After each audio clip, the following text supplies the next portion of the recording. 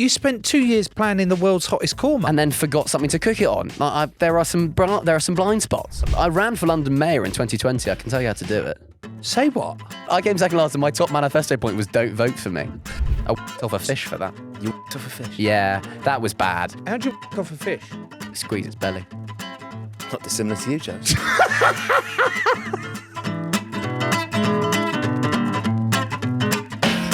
Max Fosh! I'm inclined to say that, like that, because it's such a fucking Stupid name. incredible name. Oh, thank you. Max Fosh! How are you doing? Hello, mate. Yeah, really good, thanks. Love to be here. It's great to have you. Yeah, nice studio, this. We actually know... we know more about you than maybe you know. Yeah.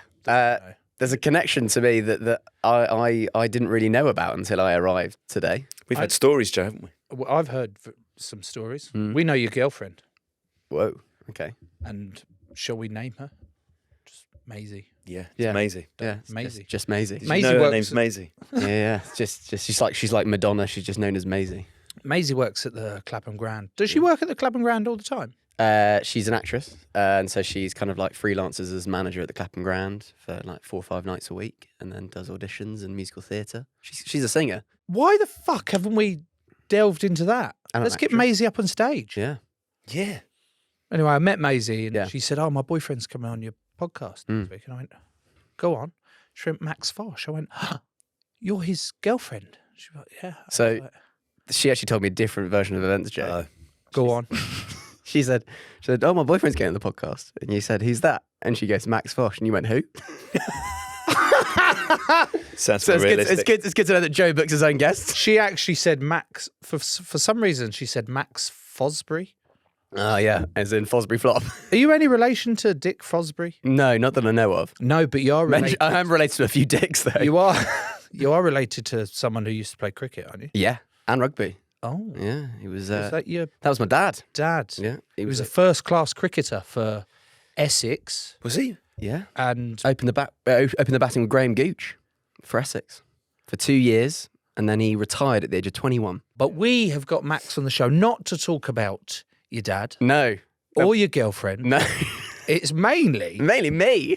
to talk about you and what the flying fuck Do I do for a job? it means to be a YouTuber. Like, What does it mean? in this 2024, would you have thought back in school, 70s, 80s? Well, some of them, yeah. Okay, back in school, you know, like, did you ever have a careers office? Yeah. You did? Okay, and you go and say, "Oh, I want to do, what are my options with these sort of grades?" And they go, "Oh, turfer, or waiter," something like that. There was never a section for YouTuber. and no. now that's a legit option. Yeah. Is it? Well, I wouldn't say it's something they're pushing for people to do. Oh, Because it's a great job, great career. But so it is your job. it is my full-time job. You're a full-time. You can call yourself when you. We're asking you, Yeah. what do you do then, Max? I am a YouTuber and a comedian, Full-time. full-time. Got employees in the works. Yeah. Right. How did it start? How did you start? Was it like one of those webcams where you're doing stuff on them? No, so it wasn't. So I was massively wanted to go into radio, and so on the list of jobs that you kind of was asked to prepare of things I've done in the past, I wanted to go into radio presenting, and so I was at Newcastle University, and I've discovered hospital radio. Great thing, hospital radio. Local hospitals have always a station that's dedicated to the local area, the local news and community.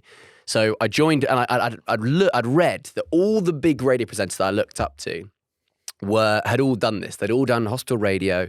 They'd gone risen up through the ranks, got a demo at a station, gone on to regional BBC, and then kind of gone on from there. So I joined Radio Tyneside for the Northeast. Bet. Yeah, exactly. Did you soften up the West London accent at No, all? not at Went all. straight That with it. actually, just hold that thought, Tom. We're just going to put a pin in that, and that's going to come later in the story. So we joined at Radio Tyneside and started on the overnight shift from 1 a.m. till 4 a.m. In a hospital. Well, it was in a studio. Yeah. We're not just in one of the wards with just some headphones and a couple of cans on and a microphone. Okay. So started that for 4 years. Worked my way up, ended up doing the breakfast show. Here we go. Monday mornings with Max. It didn't quite, it kind of fell down that alliteration with Tuesdays, Wednesdays, Thursdays, Fridays. What, mornings with Max? Yeah, Did you lose mornings. a day of the Yeah, week? exactly. Or you maybe change your name on a different day. So Tuesdays with Tom. Tom. Wednesdays with William. William. So I worked there for 4 years, and I managed to win the very, very prestigious Best Newcomer Award at the HBA Radio Association Do. What's It the was, HBA? The Hospital Broadcasting Association, and the Do was in Bolton, the Holiday Inn in Bolton. That was a great Decent night. Holiday in that. Decent Holiday Inn. So I won that award. I was like, all right, here we go. Come on down. Where are all these offers? I got 2 from Heart Northeast and BBC Radio Newcastle. But it very quickly, the very plummy West London accent wasn't quite what they were looking for like regional radio in the Northeast. So I didn't get the job. So I thought, okay, what else can I do? I was like, okay, I kind of know what I'm doing from a radio perspective, but I'd always like to get on like the video side of things. And in Newcastle University, obviously a reputation for big nightlife. Lots of people on nights out all the time. Dega. Yeah, yeah. Where? Top. Tiger. Have you been to Tiger? Dega. Yeah. Like a Grove. Baker. There wasn't a club called Biker, but there probably should have been. So I thought, right, let's grab a microphone and a camera and go out and interview students on a night out. And actually, initially I applied to be on the university's TV society version of this, which was called Big Market Banter. Yeah. Not a great name, that is. Not a great name. I mean, to be fair, one of the areas in Newcastle was called Big Market, so it kind of works. But But it's the most obvious of all the area. Everyone knows Big Market. yeah. Don't they? So I thought, you know what? I asked them whether I could join Big Market Banter as one of the presenters. They said swivel. And so I then thought, right, I'll just do it myself. So I started my own one with a mate of mine who just held the camera, learned how to edit. And so for my last 2 years of uni, I would go out every week and just make vox pops on the streets of speaking to people, and realised quite quickly that I could get like little clips of people saying either silly things or stupid things, or me coming back with a response. And I put them on Facebook, and it took me about 2 years. And so that was how I first started making videos. I never thought I was going to go into YouTube or anything like that, but that was kind of the beginning. Who were had you seen big YouTubers prior to exploring this? Like, who were the big YouTubers that you were like, oh, hang on a minute? I was watching YouTube, but I'd never thought, oh, this could be, a career that I might want to go down. So back then in the UK, there was kind of like people called Will Any, the Sidemen. You might know the Sidemen, KSI. Tom, do you know the Sidemen? Keep going. What do you mean keep going? No, never heard of them. Yeah, fine. We did a hide and seek at Twickenham with the Sidemen about 6 months ago. I saw that. Yeah. It was actually really good. Who are the Sidemen? They are a group of 7 young guys in the UK who all make content together, and they post once a week, and they're absolutely enormous. They formed Their like a reach. YouTube supergroup. They're like the YouTube Avengers. Yeah. Nice. Yeah. Thanks. But then they did. Hang on. Have you never heard of Sidemen? Not really. Like, I know I'm not like big into shit, but What do you watch on YouTube, Joe? Joe Marler's Best Bits, 2014. Shall we actually have a look at what my... Interesting, you've dated it as 2014. It's a accurate critique of Joe's. You know when career you then, click on YouTube and like, it then comes up with your page of... Mm. Right, so I've got Joni Mitchell live at Newport Folk Festival. That's because you like both sides now, isn't it? No, she sings A Case of You in it. Oh. It's actually one of the best Okay. things. Jack Black, Between Two Ferns, bloopers, Oh, that is good. and loads of Houses of Parliament. What's the bit where they go, order? Question time. No, the House of Commons. PMQs. PMQs. I just like watching that. Like watching all the PMs. Your algorithm must be so confused. Go batshit at it. Joe, how many like, highlight reels do you think have been made of you? So what, like, for example, there's this one 3 minutes long. Joe Marler - The Destroyer tribute. The Destroyer. Who's put that together? Who's put a shagging video of me out? This is mental. Oh, I don't know, Max. This is clearly something I just had a look. It's just you've got 6 dedicated highlight videos on YouTube. Is that good? What are they highlights of? Surely You're they're smiling. just Look at your shit- face. Is it just shit housing people? Literally, the most viewed one is 5 minutes of Joe Marler winding up opponents. The laugh from you, like, why does that need to be? But that one's 5 minutes, and then Joe Marler tank tributes 3 minutes. Probably accurate. How have they edited the shithousing down to just 5 minutes? They're very short clips of your various shithousings. Why are you asking the non-YouTuber? Ask the YouTuber. But you are the source of the housery of shit. So I could, yeah. so I could become a YouTuber. I mean, you kind of are. You're a content creator, Joe. Look at us, all of us sat here with the podcast. That's what you do. This is being filmed. You are a YouTuber. No. Look, the best thing to do, the best way to describe YouTube is that it is just the opportunity. Like, I've got my own telly show, as it were, but I produce it, I direct it, I write it, and I star in it. And the distribution is just YouTube. So there's no kind of content that gets made specifically on YouTube. It is just an opportunity. The barrier to entry has just completely been reduced and diminished. But is that a good thing or a bad thing? I mean, Because that means, like, anyone. you've got to sift through a lot of shit and anyone can... But that's where the quote-unquote algorithm does its job, because YouTube obviously want people to stay on their platform for as long as possible and therefore watch as many adverts. So the algorithm's job is to serve you things that it thinks that you will like based on what you've liked before, and based on like how long you watch things. And the best way that someone described the algorithm to me, so a lot of people, like, when you like make content, you're like, oh yeah, the algorithm hated that, the algorithm suppressed it. Just change the word algorithm to people. Because YouTube they've got no bias. They don't care what you're making as long as people are watching it. So as soon as they don't see people engage with it for as long as, let's say, on average or what they'd like, they'll just like they'll shuffle it to the side because it's not in their incentive. But that's the bit that concerns me a bit, is that YouTube aren't interested in what you're watching, they're only interested in how long you're watching it for. So therefore, it could be something quite harmful or directing people to negativity and stuff like that. And you go, well, it's just going based on how long you're watching. Then that means anyone can push anything out there. They can, but YouTube have very stringent like guidelines of what can have advertising before it, and therefore what can make money. Now, obviously, they have things that, like, if it goes past, hateful speech or kind of like very difficult topics, then they will just kind of ban it. But if it's not suitable for advertisers, then you don't make money making the video, so there's no incentive for you to do it. So often, like, anything that is monetizable, YouTube, and obviously it's not a perfect system, have been like, yeah, no, this is entertainment, or this is education, or whatever, and this can be enjoyed by anyone. But you've got people who are like full-time YouTubers who like genuinely think of any form of like business or entertainment or niche or hobby, there will be someone who is a full-time YouTuber making money out of doing that. What is it doing to our attention spans? Because even as you're talking there, Max, I've started searching on YouTube because I was going to say Fucking to Joe, rude.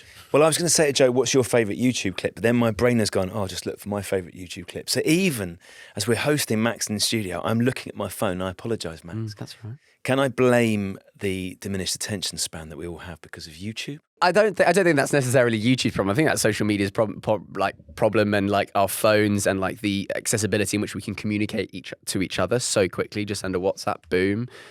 TikTok as well hasn't helped with that. Yeah, attention spans are definitely being diminished, I'm sure. What is the root cause of that? I don't think you could definitely lay the blame at YouTube's door. But they are probably a contributing factor to our attention span being diminished. Is there like an exact or rough time of which you can grab someone's attention with it? Like, what's the time span of? Normally, first 30 seconds of a long So it's a video. 30-second that you get people's attention in before they click away or before they're engaged. So with it. if you have them for a minute, if you've got them for a minute, you're more than likely to have them for 3 minutes. And then if you get into the 3-minute mark, you're more than likely to have them for 9 minutes. And what are the little tricks you can do in that first 60 seconds So to hook people? I always think the title is what you're doing. So I did a podcast with Joe Marler and Tom Fordyce. The thumbnail is really important. That's how you did it. So a lot of my videos are big statement pieces like, I cooked a ready meal in an active volcano. Okay, that's what I did. Hang on, have you done that? Yeah.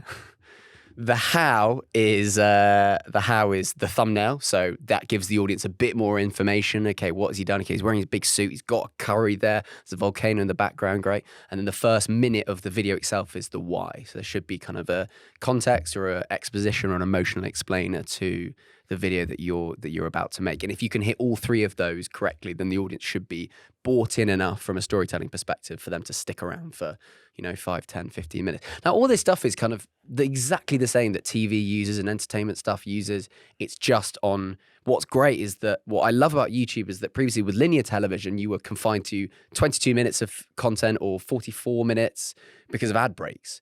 Whereas now, if the video only needs to be 15 minutes, you can only make it 15 minutes. That's fine. You don't need to fluff it out or pull out any more or give filler in there or cut it down because you think, oh, that's a bit's good, but it's too long for the edit. You can just make it as long or as short as you'd like.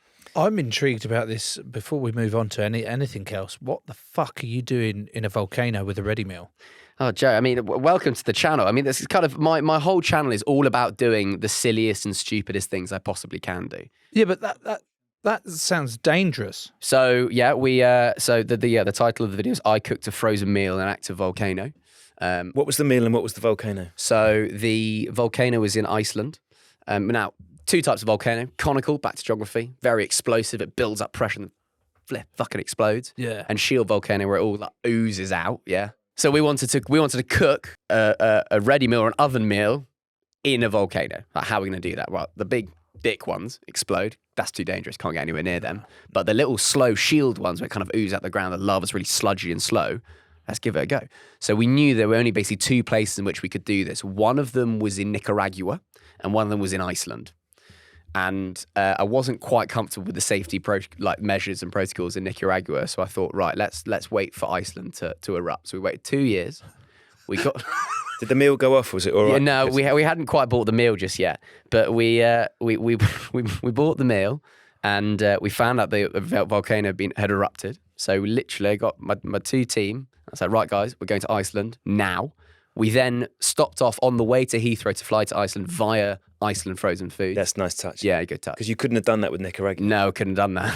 And we bought a korma because I wanted to make the world's hottest curry, literally. Yeah, good. We had the little plastic packaging, whacked it in my bag. We landed at midnight and we were being met by this volcanologist called Chris. Now, Chris was this Scouse guy. He was great. He was about 27. Didn't have a degree in volcanology, but for a living, he just abseils into lava lakes. This guy is just the closest to Tom Cruise that you can get. He was amazing. So we met him. He was like, yeah. It was midnight in the summer of Iceland last year. We landed. He said, right, I've got good news, bad news. Good news, weather is perfect. The bad news is it's only been perfect for the next 6 hours. So we need to go hike now. This was at midnight. We just landed. I thought, fuck it, we got to go. So we started hiking at 1 a.m. Took us 4 hours to get to the volcano at 5 a.m. And it was all slow and sludgy. And when we got close to the crater, Chris went, oh, fuck. I was like, Chris, you don't say that when we're this close to a volcano. He said, I've forgotten the gas masks in the car. I was like, that is unideal. And he said, we're okay. I was like, okay, well, you need to give a bit more context as to how we're okay. And he said, well, sulfur comes out the ground, right? And at the moment, it's in a westerly direction, so the sulfur is blowing away from us. But if the winds change into an easterly direction, the sulfur will come over us. It will mixture with the urea and sweat on our skin and turn into sulfuric acid. He was basing your safety on the prevailing wind at the time. Yeah. Chris, we love Chris. What a guy. His health and safety is not kind of top of the list. And so we got close to the volcano. And we thought, oh fuck, here we go. I had to. Here we go. This was what I was wearing. I had to wear that. Oh, what's that? A hazmat? It was like a. It's a bit like Matt Damon in The Martian. Damon. Yeah. And we got about 300 yards from the crater. Meanwhile, like incredible noise, and I pulled out the korma that I bought from Iceland. And I suddenly went, fuck, I don't have anything to cook it on. It's in plastic. Hadn't brought a tray, hadn't brought a stove or anything, a pan. This was 2 years in the planning. Yeah. And you get there. Well, it was mainly 2 years in the planning of just waiting for the volcano to erupt. We hadn't really thought what would happen when it did erupt. And so Chris then said, don't worry, lads. He had a can of Red Bull. He cut it in half and opened it up. So he's got aluminium, poured the curry onto the aluminium. Then with some tongs, we placed it onto the lava as it was slowly coming towards us. Quickly waited about 30 seconds, took it off, scrammed it. It was stone cold. What? You go all that way and you haven't cooked the world's hottest korma? Well, we did. We put the korma. We did put the korma on the lava. But yeah, so that's kind of the kind of videos that I make, Joe. Is you know. That seems like okay, Yeah. politely like utter nonsense. Yeah, no, that's but that's the job. something that I would sit there and watch and go, that's utter nonsense. Yeah. But I really enjoyed watching it all. Yeah. What is your all-time favourite silly YouTube clip? You know, the ones in the early days that were viral when someone would send something round. Like Charlie bit my finger. Oh my god, that's probably up there. Ouch, Charlie! It's hurting. Ouch, and it's still hurting. And then you see the video of them now grown up, Yeah. and I'm like, fucking hell, where did that like time go? Max, in the first half, we spoke about you going to cook a korma in a volcano, and that took some planning. Yeah. But what was your very first video My that very you put first. out there? So first time I was like, oh, here we go, Big Daddy. So I left uni, didn't really know what I was going to do. I was still interviewing students on nights out. I also had a series in which I wanted to know what people's meal deals were. So I'd set up and That's very nice. I'd rate people's meal deals. And actually I did a video just before COVID outside Twickenham before one of the Six Nations game in March 2020. So I was outside. Anyway, so I was still doing the interview stuff but this was before this moment, but I was with a mate of mine. It wasn't on my channel. It was on a friend of mine. So I started making friends who also made YouTube videos. One of them called Zach Alsop and his entertainment partner, Jamie. And their whole thing was sneaking into places. That was their niche on YouTube. And so they had an idea. I'd met them and kind of got to know them. They'd said, we've got this idea where we want to sneak you into London Fashion Week. We want to pretend you're a model, fake model. We're going to dress you up in stupid stuff. And we're going to just see what happens. So I was like, yeah, absolutely. And they were a little bit more established than me in the YouTube industry scene at this point. I thought, yeah, any opportunities to work with guys who are bigger than me, absolutely. So for like a day, we went to Primark and went to various different places to try and find the stupidest outfits that we could find. So we got like fragile packing tape and just wrapped it around my legs. We got like the big pillows you get in packaging. They sell fragile packing tape in Primark. Well, that was in WH Smith, to be fair. sorry. But we were in Westfield, London. We were having a look around. I wore lots of maternity clothes. We managed to find, I don't know where we found these, but we found this like chemistry safety goggles as well. So I was wearing those. For light material, I'd found in the bargain bucket at WH Smith, Jamie Vardy's autobiography. So we dressed up in stupid stuff and we turned up to where there were some fashion shows happening. And I was told that I had to be in the persona of a model and to be able to do this. But so you don't talk, look really grumpy, and just basically don't engage with anyone. I was too nervous to be able to do that. So we came up with this idea that I was from Bucharest in Romania. So we came up with this stupid name of Maximus Bucharest from Bucharest. And I was a hot new model. And we'd hired two of our friends to hold cameras with big flashes. And so we thought, right, let's create a stir. So we walked to where one of the shows were about to happen. And two of our friends ran out with the cameras and the flashing bulbs and started shouting, Max, over here. Oh my God, Maximus, over here. Within about 2 seconds, all the 30 paps that were there for the actual models swiveled, ran straight over, snapping away, a bank of them. And so we then use that. Because they don't want to like, potentially, they don't know who every model is, so they don't want to miss out. So they were just taking pictures and uploading it to Getty Images. So then we found loads of pictures of me on Getty Images and used that as leverage to the shows that are happening a few days after, saying, so I'm the agent of this hot new model, Maximus Bucharest. He's making waves in the scene. You saw him outside the Burberry show yesterday. Here are all the photos that were taken of him. Don't you agree? He looks amazing. Meanwhile, I'm wearing plastic like bubble wrap packaging around my neck like a Elizabethan ruff. And we got invited to shows the next day. And so at that point, I was like, well, I'm in now, so I can wear literally anything I want. So my mate Zach had spent a night in jail for sneaking into the MTV Music Awards. So we wore prison-issued shoes. We wore a rug that I had in my flat, just safety pinned in different places all over the place. And I got second row at the fashion show. I was asked, like, people were asking to style me. They're asking where I was from. And I just, the whole time was like, I'm sorry, I don't speak English. And just sat there and then just reading Jamie Vardy's autobiography. And we made it, I got invited to parties and all that kind of stuff. We made a video about this and overnight just went absolutely bananas. It got about, I think it's on about 40 million views by now. And I went from 1,000 followers to 80,000 followers overnight. So that's what I look like.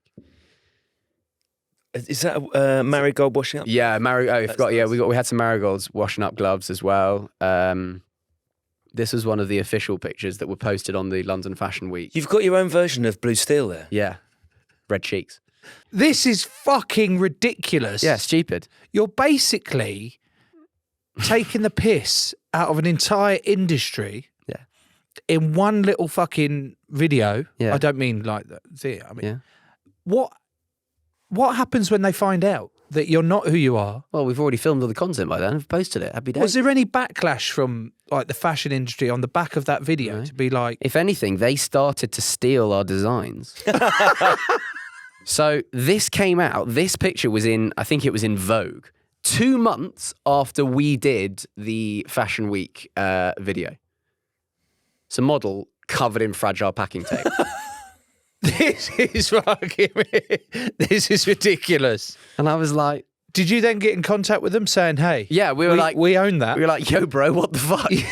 You owe us some sort of fucking commission on this? It's kind of what it's we then made for the sequel, we went to Paris Fashion Week and I wore a concrete dress.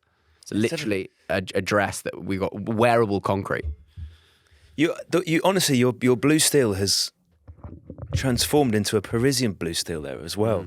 So it's of a piece with your London Fashion Week stuff, but it's more, and your hair is more Parisian. Yeah. Did you get people to graffiti you or anything like that? Yeah, we did actually. Yeah, it's nice. Yeah, there's something a little bit androgynous about you. Yeah, thanks, Joe. So yeah, that was the first video that went viral. And did you then get the itch? It's still scary. It's still scary to sneak into places where you're not meant to be. And I've done a lot of sneaking subsequently. I snuck into the International Security Convention. I then stuck into the US Security Convention. Just quite just loads of CIA agents just walking around the place, and me just walked in with a pass, a QR code, and my name was Rob Banks. What is the most trouble you've found yourself in, Max, as a result of these excellent pranks? So I don't want to say too much because this is a bit I'm doing in my upcoming stand-up show, but I did get in quite a lot of trouble with let's call them the Bundon Lowarium. Okay. Got that, Joe? And for legal reasons, I would like to say, please do not attempt what I did in the video. Thank you. That needs to be put in there. Got it. Yeah. Nailed it. Yeah. Yeah. The Thames. Yeah. Close to it. Yeah, it's the Thames. Yeah. It's Thames. We don't want to ruin it, but No, absolutely not. So I realised this is the most amount of trouble I've got into, weirdly, is from that company or that establishment. I realised that on their website, children under 3 go free. So I thought, what if I become a child under 3? I was like, well, how am I going to do that? So I got a mate of mine who works in sets to make a buggy that had a false bottom. So we then put the top of the body, so it was literally just my head. I had a bonnet and a dummy. Fuck off. We managed to sneak into London Lowarium as a 3-year-old, and they didn't stop me. They didn't clock that there was a 27-year-old bloke in the pram. So that was You're in a pram like that, yeah, with a full head of hair. It's the glasses, I think. Yeah, it's the glasses. So we did pull over we pulled over the top of it. And when I did this, I got a very, very stern cease and desist letter, which then led to other things, which I won't spoil. But if I'm that said establishment, Yeah. I'm looking at that and I'm going, fucking fair fucks. The effort you've put into that. The legal department didn't quite have the same How opinion. have they not got a sense of humour to just... What was their beef? Was it that did they want you to actually pay the full admission fee? Was at any point you just go, just to like make it a little bit more realistic? 27-year-old bloke. So we got through the again, please do not do this in security areas. No. We got through the admission bit, and then there was a full airport style security, and this is when I started to panic, and I got pushed through the the barriers, and for some reason I've stopped recording, so I started freaking out. Yeah, that's literally me in the with the bonnet over my head. And they let you through? Well, they didn't look into the buggy, so we got in, and then I got to go have a look round and look at all the wonderful things for. And all for the sake of... that's the disclaimer that made me put in. All for the sake of saving yourself 30 quid. Yeah, the pram cost £2,000. Well, how many times has this been for you, Max, this particular one? That 2.5 million. I mean, it's a good day's work for doing boring work. It's a great day's work for dicking about with your mates. Mm. And I mean that in the best possible way. Absolutely. It's genuinely the best. It is the most, for kids in the UK, it's the number one job they want to be when they grow up. Not a footballer, not a, astronaut. Weirdly, it's a YouTuber. Now, it is fantastic. It is incredible, and you've like financial freedom. You can do whatever you want. There are a lot of difficulties and issues that come with it, like anything in the entertainment industry. Like, what happens when, like you've already said, that kids being a YouTuber is kids' number one wannabe? Or what happens when that becomes a bit more of a reality and no one wants to be anything else, and everyone's trying to outdo the next person?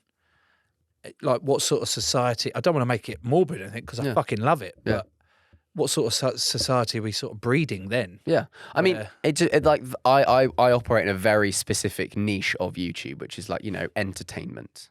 And as you'll know, the entertainment have always tried to one-up each other. There's always the biggest cash prize in entertainment history. But there are all sorts of different areas and niches on YouTube that you can go into, which is education. If you can teach someone something, it's fantastic. There's a rugby channel called Squid Rugby that does breakdowns of games and why England beat Ireland in the Six Nations and stuff like that. And so, with Squidge, I don't know him or them from thingy, but I do see them on social platforms. But I also see that rugby mainstreams taking them down and taking them out of it, and you go, well, why aren't they having this collaboration with people that are making good content? And it's the same with...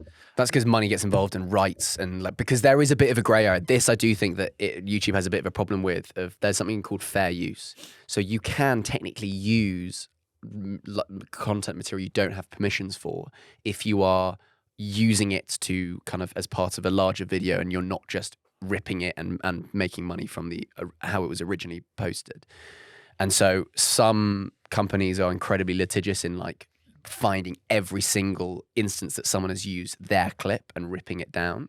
But some are more, the collaborative with it, and they sometimes will ask, okay, can you, would you mind taking it down, or can we get a split of the monetization? And sometimes there's a back end conversation about that kind of thing. But I think it's important that we have that opportunity to not rip content and just monetize it however you want, but being able to build on things. And otherwise, Squid Rugby wouldn't be able to make great videos of talking about rugby and tactics and stuff like that without operating and using some of the footage of you moaning at the ref for 80 minutes. I was going to ask Max if YouTube is taking over from TV, but here's maybe a better way of asking that question. So you are a phenomenal success on YouTube. Do you have aspirations/ambitions to move into mainstream TV, or is YouTube where it is? So there's a couple of... Yes, but the reason is because it's the main stamper and signifier to a lot of generations as to, quote unquote, you've made it. So on YouTube, I've made a lot of videos. I've had 1 billion views on my videos, but it's fucking ginormous. My family, a lot of my family would only... the question I get a lot from my family and friends of my family is, have you been asked to do Strictly? And so that's it, weirdly, for a lot of people, and you want to make, your mum proud, and you're like, look, mum, I made it. That is often getting a gig in the traditional landscape.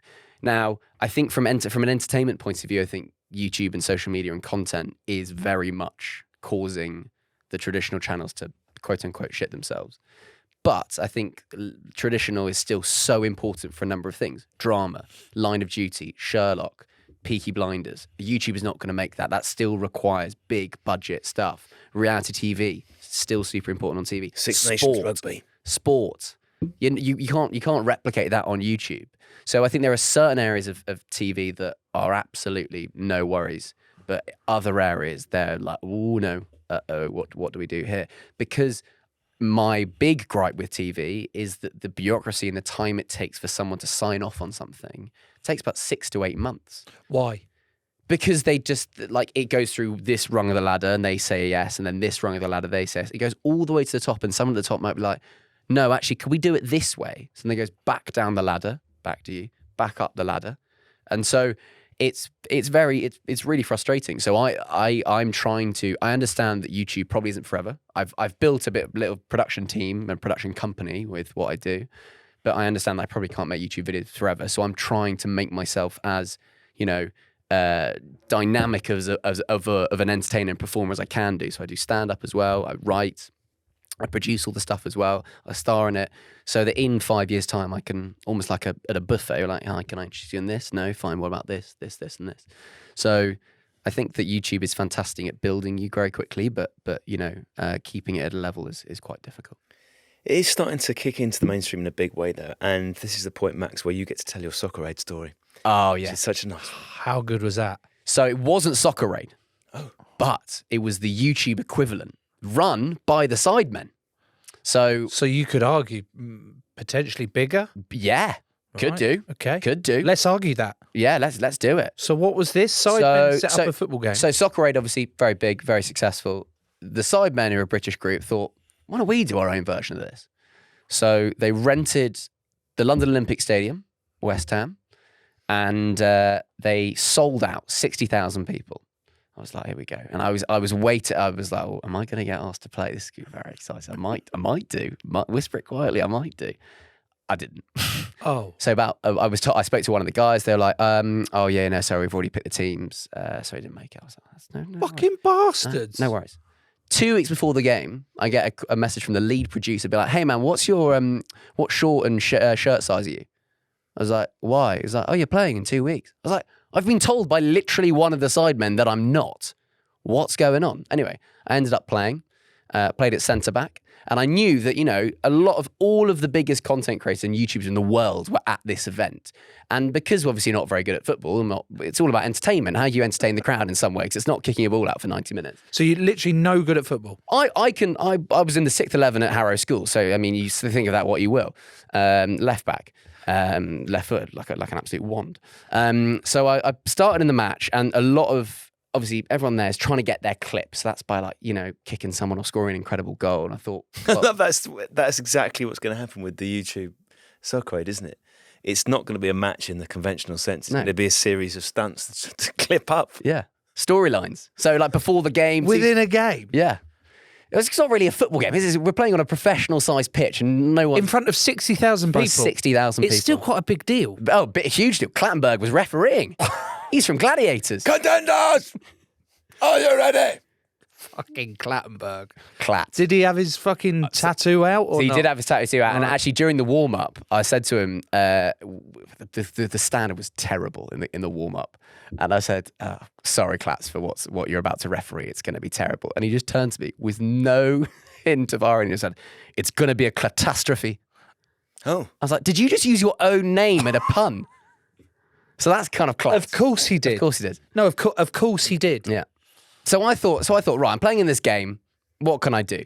Weirdly, I ended up scoring, which was the greatest moment for no one who was a professional sportsman. do you come out for a corner, or are you just a rampaging centre half? No, so I was on the edge of the D. I was Paul Scholes. I was kind of thought, right, this is going to squirt out, and I'm going to drill it, bang it, and I did. Bottom right, scored. Was it a legit goal or like a setup so that you could get your moment? No, it was a legit goal. Actually, I can show you the clip if you like. Oh. On my phone, absolutely. Squared it bottom right, scored. And I thought, what do I do in this scenario? And I'd always wanted to do a knee slide, but I forgot that you're meant to go to the edge of the pitch and knee slide in front of all the fans. But I got too overexcited, so I knee slided in the middle of the pitch, just to kind of no one give it the full double fists. It was great. But beforehand, I'd realised I need to have my moment, what's going to get clipped up and it's going to quote unquote go viral. And so I'd realised that kind of my thing is about loopholes and being silly. So initially I had an idea of having like 50 quid in my sock that I could give to Clattenburg if I made a bad tackle. Or I had some of the vanishing spray, you know, they put for a free kick, maybe rub that one out and do my own line much closer to the ball. I was having some ideas. And then someone in my team suggested an Uno reverse card.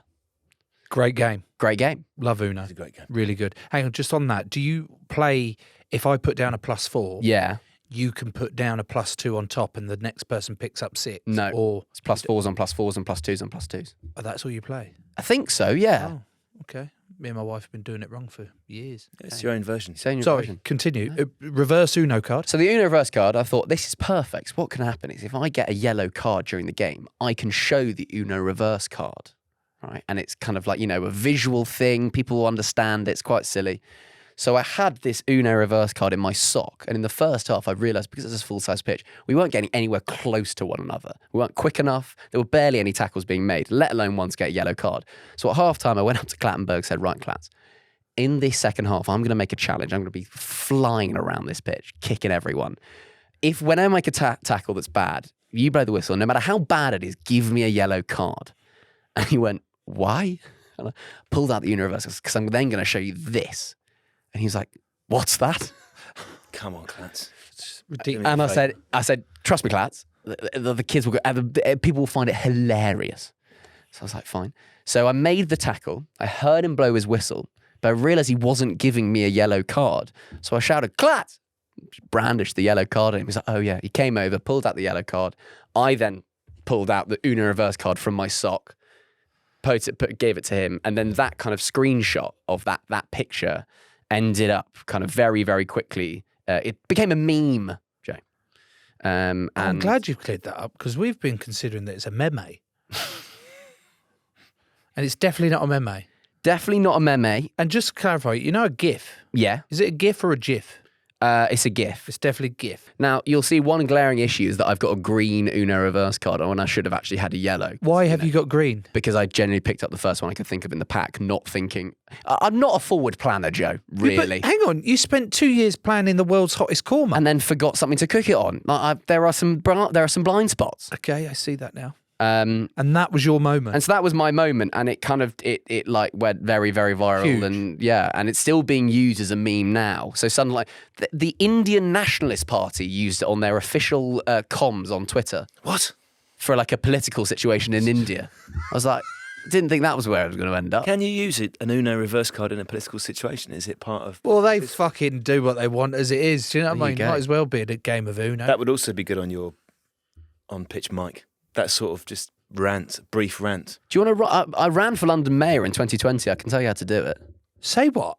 I ran for London Mayor in 2020. Officially, I was a candidate. I was on the ballot sheet. You could have voted. How much I did it could have cost to go voted on for there? you. 120 quid or something? How much did it cost to be a member? 10 grand is the deposit. What? Hang on. Anyone can run to be London Mayor. Correct. You need a £10,000 deposit, and you need 10 signatures from registered voters in all 32 boroughs. Hang on, so you need 10 times 32? Yeah, so 326. But Yeah, but if he's got fucking millions of followers, Tom, it's this a piece is of piss. This is where during COVID it helped out because they reduced that to stop like people being close to each other. They went from 10 to 2 registered voters. So I just needed 64 signatures from registered voters. So I went out, did that, paid my 10 grand deposit, and my whole campaign was against Lawrence Fox. That's nice. Fucking scumbag. So my Did you beat? You didn't. I didn't beat him. No, I came second last. Who was Who bottom? came last? I came second last, and my top manifesto point was don't vote for me. I came second last. A woman called Valerie Brown came last, and she wasn't able to be there on the results night of the election because she'd been arrested for smashing up Barclays. Come on, Valerie. Valerie Brown. Yeah, She lost. she lost. I got like 6,000 votes though. What did Fox get? He came 7th, but another YouTuber who was much bigger than me beat him, and that was really, really satisfying. What? Let's just play that out a little bit. You do that again, and you win. So Just imagine you won, and you're the mayor of London. Yeah. What do you do there? And I know you're educated at Harrow. Yeah. Your background Yeah. is I mean, pretty well educated. absolutely posh boy. All the politicians. But- I've got a few pals. You're now the mayor of London. What Yeah. the fuck's going on there then? Right. First thing I do, Chancellor. What job do you want, Joe? Can I have one to do a little bit more with words and numbers? I'm a bit shit with numbers. Okay, fine. Comms, head of comms. Happy days. Right. Joe, head of TFL. The trains? And the buses. Fuck off. Everyone hates the trains and the buses. I've been getting so much shit. I'm your security. I'll sort it out. surely. I'll do comms for you. So You're better than security, Joe. No, I'm not. I'm your security, or I just carry stuff for you. Can I carry? Bag man. Okay. What do what do I want to do with you? I want to. I mean, like literally, what have you always thought? That's a funny idea. That's fun. Well, I stuff flour into my leaf blower. That is funny. That is funny. Put it on my builder.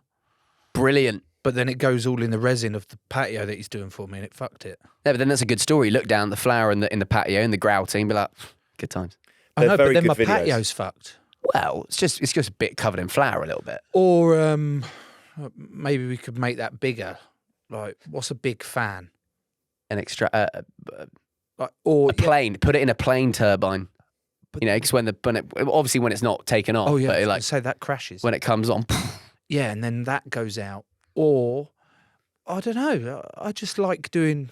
I love the sound of like even the list I've got here of your video titles on your YouTube page. I hired special forces to beat my friends at paintball. Yeah, my friend was having a paintball party, and I thought, right, let's just bring the SAS along. Like, I just want to spend a day. I hatched a fish from a supermarket caviar. Is that true? Yeah, I off a fish for that. You off a fish? Yeah, that was bad. That's getting clipped. Doesn't need to be. It's true. Just I wanked off a fish. That's what we're putting out. Yeah, I had to, because obviously caviar is unfertilized. So I had to find, sperm or milk, as it's called, not to be confused with milk, and then put it on the windowsill. A few then little fish hatched. Did they? Yeah. You put fish on a fish egg, Yeah. and caviar. the fish came alive. What? Yeah, in some I've got to have very, very specific circumstances and like conditions. I had to like rear it. But that's the base of it. Yeah. It took How me, big did the fish get? about that big before we released it to a A pond. couple of inches. Yeah. How'd you off a fish? You squeeze its belly. It's not dissimilar to you, Joe.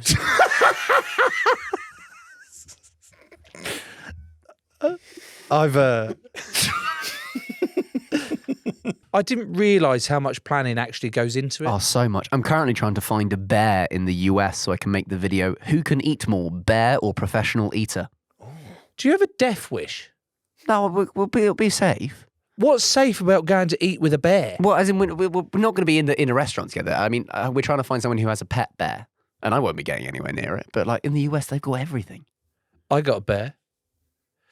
Is he in a big blue house? No, he doesn't move. No. Oh, you need a live one. I need a live bear who can eat. Oh, Can you eat a lot, Joe? I'm Tom? staying silent at this point.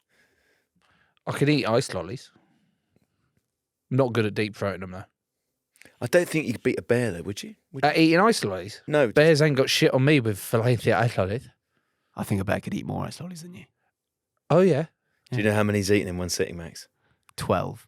Oh, you fucker. Is that right? Yeah. That was a total guess. Yeah. I've done 12. Can a bear do a 12?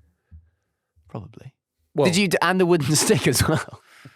Oh, actually, he'd win that, wouldn't he? Yeah. Jeez. He'd chow through the... Well, why don't we find out? Yeah. Why don't I come bear hunt? Fine. Why When don't- I find a bear... Max and Joe, Yeah. we're going on a bear hunt. Gonna catch a big one.